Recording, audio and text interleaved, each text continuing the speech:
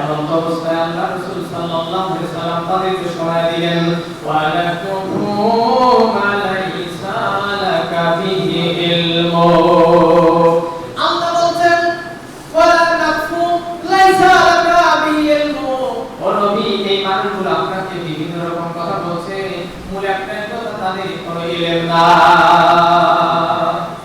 তা বলছিল হে মুহাম্মদ সাল্লাল্লাহু আলাইহি ওয়াসাল্লাম, আপনি যে দিনের কথা বলছেন, আপনি তো আল্লাহর নবী, আপনি বলছেন আপনি আল্লাহর নবী, আপনি কলেমাটাও দিচ্ছেন, কিন্তু আমরা মানি না। আমরা মানব ওই সময় যদি আমাদের সামনে এমন কোনো নিদর্শন, এমন কোনো মুজিজা আপনি দেখান, তাহলে আমরা মানব।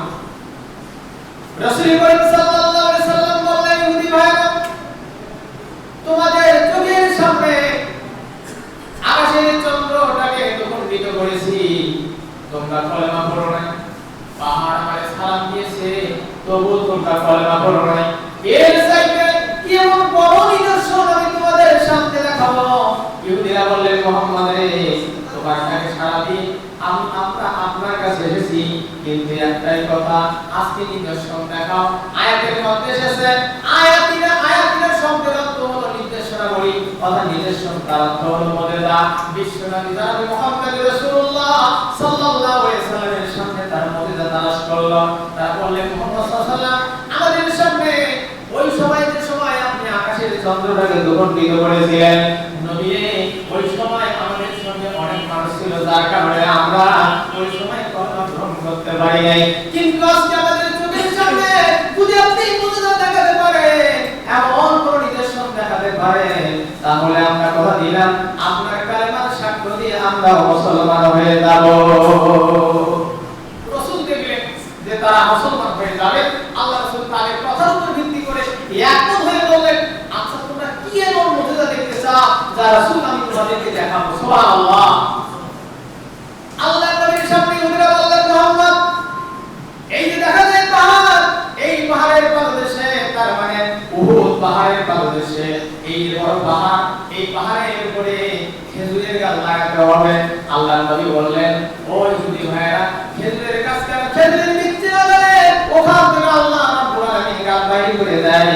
একটা খেজুরের বীজের মুখ ফুটতে 3 মাস সময় লাগে। সুবহানাল্লাহ বলে একটা খেজুরের বীজ যদি কেউ জমিতে রোপণ করে, ওই খেজুরের বীজ থেকে যদি খেজুরটা বীজ বাহির হতে 1 মাস থেকে 1 দিন থেকে শুরু করে প্রায় 90 দিন সময় লাগে, 3 মাস সময় লাগে একটা খেজুরের বীজের মুখ ফুটতে। সুবহানাল্লাহ বলি।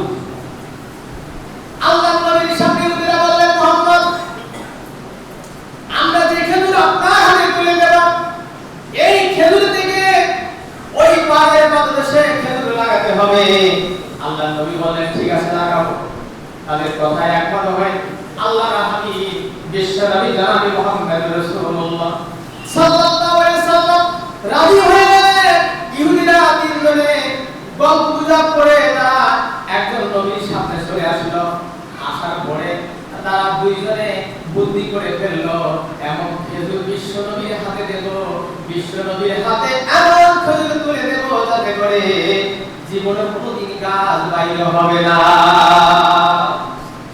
তারা দুইজনে বুদ্ধি করে খেজুর, আমরা পাকা খেজুর হাতে খেজুর আমরা করে খাই, সুন্দর করে বিচিটা আলাদা করা যায়, ওই রকম ভাবে বিচিটা খেজুরটা ভিতর থেকে বিচিটা আলাদা করে বের করে নিয়ে মুখটা সুন্দর করে চিপা দিয়ে রাখলো।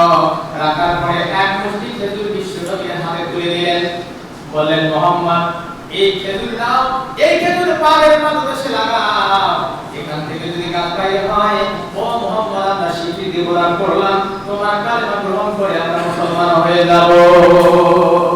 সুবহানাল্লাহ। আল্লাহ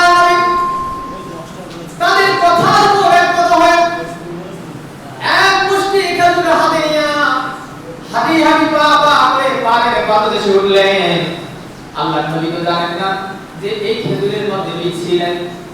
আল্লাহর নবী হাঁটি পা করে পাহাড়ের পাদদেশে উঠে, আল্লাহর নবী তো জানেন আমি সিনাই, বিশ্বনবীর হাতের মুষ্টি খেজুরগুলো যখন রোপণ করবেন, ওই সময় আল্লাহ তাবারক ওয়া তাআলা যে বরকত ঘোষণা করলেন, যেটা আমরা খাবারের সময় বলে থাকি, প্রত্যেকটা খাবারের সময় যে দোয়াটা আমরা পড়ে থাকি, আল্লাহ রাসূল সাল্লাল্লাহু আলাইহি সাল্লাম সর্বপ্রথম ওই যে একটা বিচ্ছি ছাড়া খেজুর যখন রোপণ করতে গেলে সঙ্গে সঙ্গে আল্লাহর উপর ভরসা করে পড়ে নিলেন বিসমিল্লাহির রহমানির রহিম। এই বিসমিল্লাহ পড়ে একটা খেজুর যখন রোপণ করলেন, আল্লাহ রাসূল সাল্লাল্লাহু আলাইহি সাল্লাম একে হাতের মধ্যে যতগুলো খেজুর ছিল সব খেজুরগুলো জমিনের মধ্যে রোপণ করলেন। করার পর আল্লাহর নবী হাঁটি হাঁটি বাবা করে পাহাড়ের পাদদেশ থেকে নেমে আসলেন। আর ওই তিনজনে ওরা তিনজনে এমন আনন্দিত হয়ে গেল, তারা বললেন হাই হাই, আমরা বলেছিলাম মুহাম্মদ বলে সত্য নবী, কিন্তু আজকে দেখা যাচ্ছে মুহাম্মদ তো আসলে পাগল। মুহাম্মদ এমন পাগল, খেজুরের মধ্যে বিচ্ছি নাই, গাছ তো বাইরে হবে না। মক্কা মদিনায় আমরা ঢোল পিটাইয়া দেব, মুহাম্মদ আল্লাহর নবী না। মক্কা মদিনায় ঢোল পিটিয়ে দেব, মুহাম্মদ আসলে আল্লাহর নবী নয়, মুহাম্মদ আসলে পাগল। এরা বিভিন্ন রকম আনন্দ করা শুরু করলো। এমন অবস্থায় রাসূলুল্লাহ সাল্লাল্লাহু আলাইহি সাল্লাম তাদের সামনে এসে বললেন, ভাই চলেন এখন বাসার মধ্যে চলে যাই।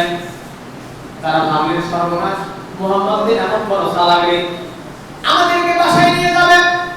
এরপরে নবী যদি না আসে, মুহাম্মদ যদি না আসে, তার সাহাবীরা আসবে, রাতের অন্ধকারে আসার পরে বিছিয়ারা খেজুর তোলা দিয়ে চলে যাবে। মুহাম্মদ আসলে চালাক। তারা দুইজনে নবীকে নিয়ে যারা চলে গেল, আর একজন ওখানে পাহারা দেওয়া শুরু করলো।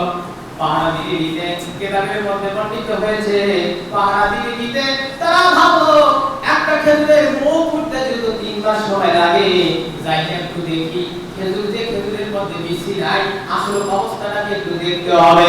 এই দেখার জন্য ওই তিনজন ইহুদি তারা পাহাড়ের উপরে যখন উঠে গেল, পাহাড়ের পাদদেশে যখন উঠে গেল, উঠে গিয়ে তারা দেখতে পেল আল্লাহর নবী বিশ্বনবী জনাব মুহাম্মদ রাসূলুল্লাহ সাল্লাল্লাহু আলাইহি ওয়াসাল্লাম নিজের হাত দ্বারা আল্লাহর বরকতি নাম প্রকাশ করে যে খেজুরগুলো জমিনের মধ্যে রোপণ করেছিলেন, ওই পাহাড়ের পাদদেশে রোপণ করেছিলেন, আমার আল্লাহ প্রত্যেকটা খেজুর থেকে আল্লাহ রাব্বুল আলামিন গাল বাহির করে দিয়েছে।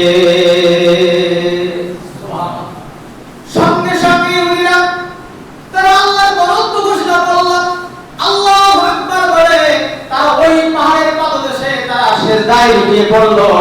আল্লাহ রাব্বুল আলামিন বললেন, ওয়া ইযা তুতলা আলাইহিম আয়াতুর রাহমান খাররু সুজদান ওয়া বুকিয়া।